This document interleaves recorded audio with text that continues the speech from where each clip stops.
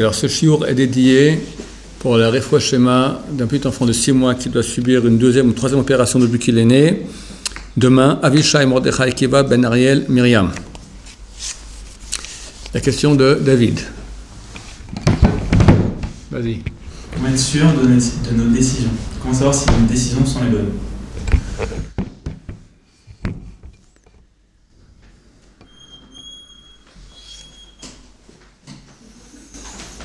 Ok. Il y a la difficulté à prendre une bonne décision, elle peut provenir de 2 raisons.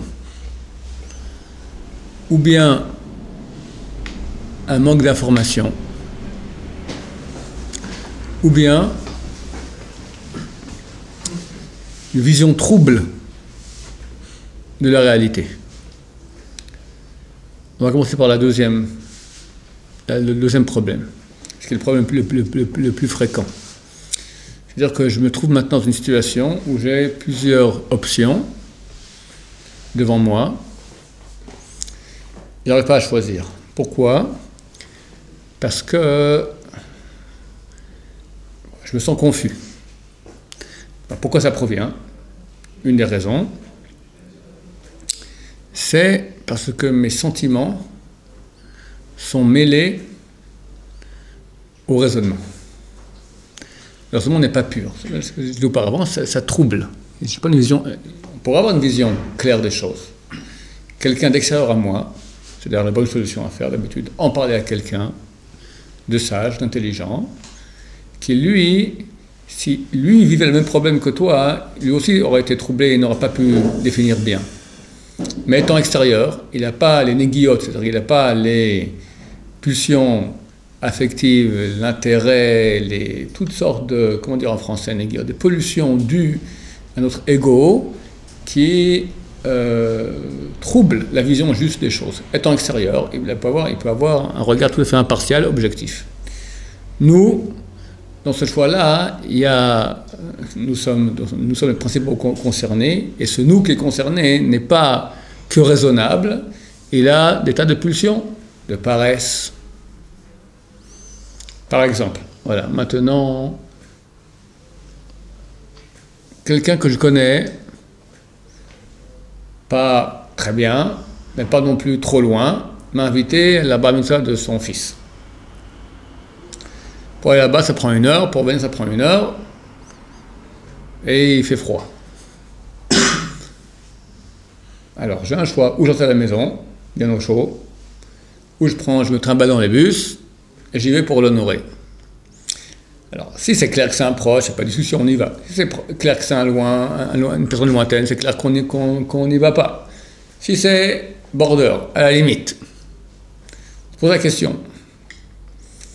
Il faut la peine d'en parler à un autre, parce que l'autre, par exemple, dans un couple, sa femme, qui elle sait à quel point il est proche, parce que tu dis à un autre de la yeshiva ici, bon, ben, ça dépend à quel point tu le connais, c'est un peu difficile, mais quelqu'un qui sait vraiment à quel point notre famille est proche de cette personne-là, cette personne extérieure n'a pas l'intérêt à ne pas y aller que tu as toi, la paresse naturelle de l'être humain, elle pourra trancher, elle pourra t'aider à trancher. Nous, c'est très difficile. Et ma grand rabbin, qu'est-ce qu'il faisait? Il prenait le bus, il arrive jusqu'en bas de l'endroit, et là, il pose la question. Quand tu es déjà en bas, est-ce que ce type-là maintenant, c'est bien que je l'honore maintenant que je monte lui dire bonjour ou pas? Si pas, il rentrait à la maison directement sans rentrer. Si oui, il montait. Parce qu'il savait qu'étant à la maison, c'est presque impossible de faire un choix qui est vraiment juste raisonnable. Parce que nous sommes troublés par nos propres intérêts. Oui, alors la question fuse. De la même manière, il peut toujours dire dans le moment où je suis là, je ne vais pas prendre encore 1 heure pour revenir, je ne suis pas venu pour rien. Et néanmoins, c'est quand même rentrer, rester un petit moment, dire bonjour, dire au revoir, c'est. Il est rentré. Quelque part, c'est un peu pas cruel, il se trouve en bas, mais je suis là, je rentre. Comme je viens de répondre. Monter, c'est encore 1 demi-heure de son temps qui peut être précieux, d'accord?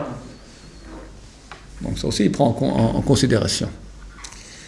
Donc, très souvent, quand on a un choix à prendre, on n'est pas partial. Je vous donne une recette, que les anciens élèves connaissent déjà bien, pour nous aider à faire le bon choix. D'abord, on prend une feuille, on met une ligne au milieu, on met tous les pour à gauche, tous les contre à droite, ou vice-versa, peu importe. très rapidement, la réponse apparaît. Pourquoi? Parce que sur le papier, on ne mettra que les arguments rationnels. On aura la solution qui va arriver. Oui, par exemple, il faut faire ça. Tout de suite, on va sentir en nous, oui, mais. Oui, mais. Oui, mais. Ce oui, mais, c'est pas français. Si tu dis oui, il ne faut pas dire mais. Si le mais que tu dis, il est valable, il y a un contre-argument. Alors c'est non. Pourquoi oui, mais? Parce que ce oui, mais ne provient pas de la raison. Il provient de ce qu'on appelle le Yetzer Hara. C'est quoi les pulsions égoïstes? Oui, le raisonnement est juste, c'est clair qu'il faut faire ça. J'ai aucun doute là-dessus, c'est la bonne solution. Mais, je suis fatigué. Mais, ça me saoule. Mais, qu'en dira-t-on? Mais. Tous les mais qui sont prononcés sont des faux. Sont des faux arguments. Sinon, on l'aurait mis dans la feuille avec des arguments rationnels. Il peut y avoir des bons arguments? Oui, il y a des bons arguments, tu les as déjà mis sur la feuille, les arguments qui sont rationnels. Maintenant, il reste toute une série d'arguments qui sont... Probablement qu'ils n'ont pas été mis sur la feuille, tu ne vas pas mettre « je suis fatigué ». C'est un peu drôle comme argument, d'accord? Ou « je suis paresseux », ou « ça me fatigue », ou « ça me saoule ». Hein? On met des trucs réels qui... Voilà, on met des choses qui sont objectives, des arguments objectifs. Ça, c'est un argument qui est subjectif, c'est pas un argument. C'est pas un argument parce que dans le raisonnement qui est vrai-faux, raisonnement c'est toujours vrai-faux, juste-faux. C'est vrai, c'est faux, c'est juste, c'est faux. Le corps, il ne fonctionne pas juste faux. Le corps, il fonctionne, j'ai envie, j'ai pas envie. Donc, une fois que la tête a dit réponse rationnelle, il faut ou il ne faut pas, tu as la réaction du corps. Oui, mais il y a toute une sorte d'arguments, dit le corps, que tu n'as pas pris en considération. Ce n'est pas des vrais arguments, c'est des arguments faux, des arguments sentimentaux, affectifs. Ce n'est pas la réalité objective des choses. Et très souvent, tu verras des gens qui vont dire « Oui, je suis entièrement d'accord, mais j'ai pas envie. » Tu es d'accord, c'est-à-dire du point de vue raisonnable, maintenant, du raisonnement, c'est implacable, c'est juste, c'est ce qu'il faut faire, c'est vrai, c'est émettre. C'est la volonté de Dieu. Dieu, il est émettre. Vérité. J'ai pas envie. J'ai pas envie. C'est plus fort que moi. Plus fort que moi. C'est intéressant. C'est qui le moi? Le moi, c'est ma raison, qui me dit s'il faut faire ça. J'ai un moi, un autre moi, Yetzer Hara, qui est plus fort que mon moi. C'est lui qui fait la loi chez moi. D'accord? Ça marque que les Rechaïm, les Rechaïm, ils sont dans la main de leur cœur. Les Tzadikim, leur corps est dans leurs mains.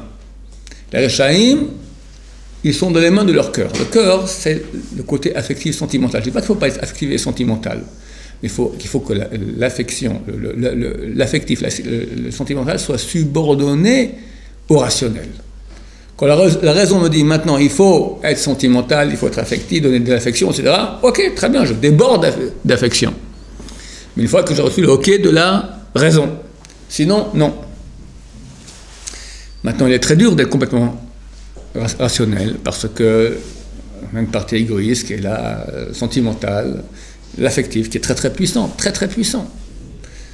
Donc ça vaut la peine de prendre conseil chez quelqu'un d'autre qui lui n'a pas toute cette partie qui provient de l'ego et lui voit les choses sont tout à fait objectives, en tout cas beaucoup plus objectives que nous.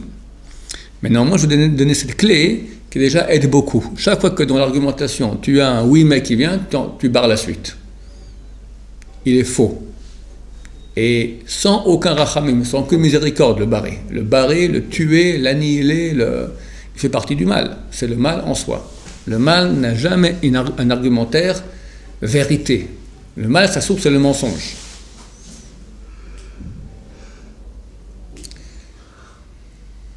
Si la personne qui est en face de nous n'arrive pas à trancher, parce que c'est vrai qu'effectivement c'est compliqué, là, on passe au deuxième problème, qui est le premier que je citais en début de cours, c'est qu'il nous manque de l'information.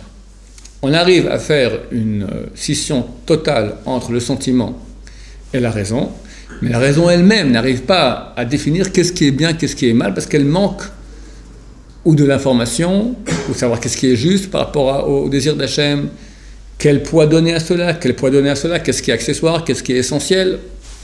Là, il n'y a pas 30 000 solutions, on va voir un sage. Un sage, qui tranchera. Et si le sage lui-même ne sait pas trancher, il ira voir les grands d'Israël. Les grands d'Israël d'habitude tranchent. Et si le grand d'Israël ne sait pas trancher, c'est-à-dire qu'il n'y a pas de réponse. Ça arrive aussi. Les grands d'Israël, ils ont une aide du ciel spéciale qui font qu'ils ne se trompent pas d'habitude. On dit qu'ils ne se trompent pas, et on considère vraiment que c'est ainsi. Ils ont une aide du ciel spéciale parce qu'ils font un show de Shem Shamaim, c'est des cœurs purs. Ils sont responsables du peuple d'Israël. Dans cette mesure, ils sont aidés, extrêmement aidés. Deuxièmement, ce sont d'habitude des cerveaux extrêmement brillants.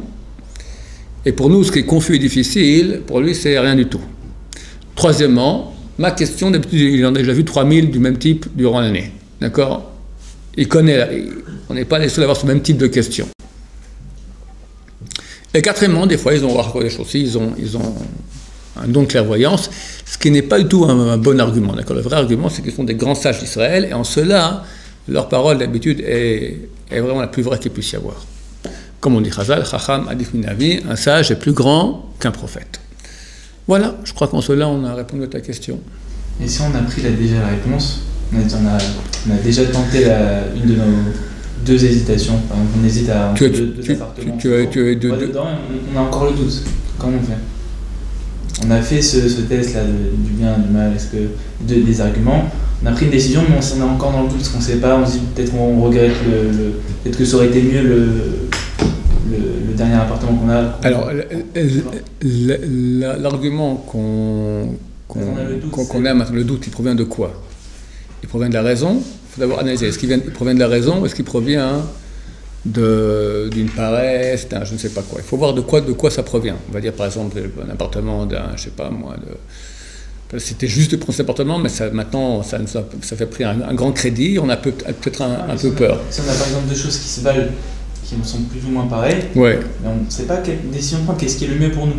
Je crois qu'on fait, donc c'est un manque d'information. Manque d'information, il faut parler à un sage. Il te dira, quels sont les pour que tu es à cet endroit-là, quels sont les pour que tu es à l'autre endroit. Et lui pourra te dire qu'est-ce qui est essentiel, qu'est-ce qui est accessoire. Tov, Baruch Adonai, Amen.